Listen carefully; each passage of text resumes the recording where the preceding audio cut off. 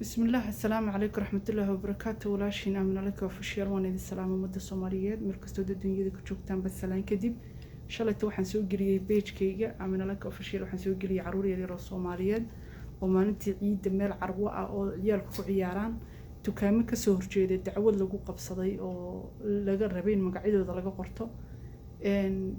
والدين تقار مقالة إلى دقن بايسو وعي أمودي إن وبدكودة أي كميدة هايان وبدكاس ubadkiina kama mid ahayn laakiin anigu ma aqoon caruurta Soomaali un bay ahaayeen gabar Soomaaliyeed baan ii sheegtay marka waxay igu tiri caruurtii waxaan u tagay nin security ama nin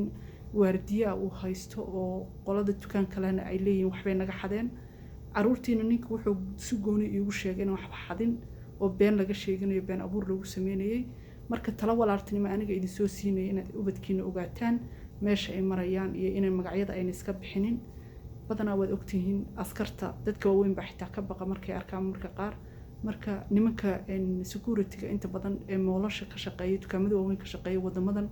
waxay gashan yihiin dharka booliiska oo kale inkastoo caruurta inta badan magaca akhrin yaqaanaan haddana way ka baqayaan mar walba oo la qabto dacwad loo qabto laba dhinac way ka fikirayaan dhinaca waalidka iyo dhinaca qalad inay galeen oo kale marka caruurta aad loo ogaado hana lala socdo ciyaalka yarka beenta laga sheegayo ciyaalka halala taliyo oo ayna bixin magacyada ayna bixin baan yani waan ahaan idin ku soo gudbiyay laakiin caruurtii anigu aan arkayay beerka dhulka loo dhigay iyo kuwan hadda dukaanka lagu qabsaday anigu aqoon uma lahayn waalidkoodana ma aqoon laakiin mar walba Soomaalida inay taxadiraan baan rabaa hadii Ilaahay yiraahdo oo caruurta la ogaado oo waalidku ay inta badan ubadkooda u sheegaan qofka ay magac siinayaan qofka information ka siinayaan qofka ay la hadlayaan inay marka intayna wax bixin ama ayna wax sheegin ama ay khalqalin ay waxdiin soo sheegaan idin la socodsiiyaan taas waa mid kale oo aan arkay rabaa in idin sheegano waxa weey ciyaal yar hadalka ma dadajinaya markasta meeshan joogo wad aragtan waa shaqadii weeye marka in la igu yimaadaan diidaya wuxuu ahaa marka insha Allah hadalku waa yara degdeg walaalayaal hadii Ilaahay yiraahdo ciyaalka yarka ah ee dhuma ciyaal badan oo dhumay baa jira meesha ku dhex dhumay ciyaalka yarka dhuma marka aad tigidhka goosanaysaa meesha tigidh marka goosanaysaa waxay leedahay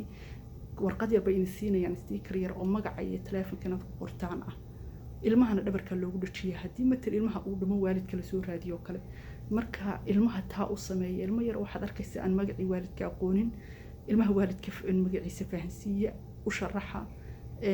iyo magacyadiina buu sheegay hadii Ilaahay yiraahdo si hadda idinka dhumaan aad u soo raadsataan ubadkiina ama ay telefoonka meesha ku qoran dhabarka ugu qoran la idinka soo waco ciyaal badan oo dhumay baan arkay oo xitaa magacooda aqoonin ciyaalka magaca la fahansiiyo hal xafidsiyo telefoonada hal xafidsiyo caruurta yarka waalidiinta inta badan hooyada unbaa inta badan rafaadis inta hooyo ilmo ka dhumay ee animal raadiyay ma malayn kartid meesha dhexdeeda insha Allah marka aabuhuna inta badan sidoo qashin daadinayo ilmihiin intuu meesha ku daadiyo iskaga tagaya 10 ciyaal oo hal hooyo uga tagaya marka hal ogaado awlaada ilmaha maalinta kaliya ku baahan yahay inta kale aadan ogeyn walaalka Soomaaliyeed awlaadaada maalinta farxadda ah la joog hooyadu ma wada hayn karto laba garab baa isku tiin Ilaahay baa soo keen tala galay marka ilmaha intaad ku daadisaan hooyada uga tagaysan iska daayay carwada ilmaha ku dhex dhumeen dhowr ilmood baan arkay hooyooyin badan oo rafaadsan baan arkay meesha ka dhaxweynay ubadkooda raadinaya ubadka marka tigidhka goosanaysan waa inaad telefonkooda dhabarka ku qortaan warqad yar bay insiinayaan idinku dhajinayaan warqadaas aad magacooda ku qoraysaan muxuu ah waxaad ku qoraysaan telefonkiina ta kale ilmaha magac xafadsiya magac waa muhiim in ilmaha u sheegtaan magaca aabaha waa inuu yaqaan magaca hooyada waa inuu yaqaan telefonka guriga waa inuu yaqaan qofka uu siinayana waa inuu idin sheego una macnaha ilmihii markuu dhuma kaliya oo ilmihii numberka sheegan karo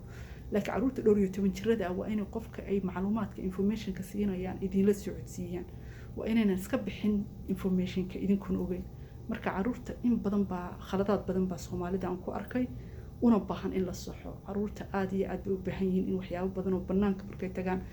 in laga taxadaro baan waxaan arkay ilmo yar oo Soomaaliyeed dhowr iyo 10 jira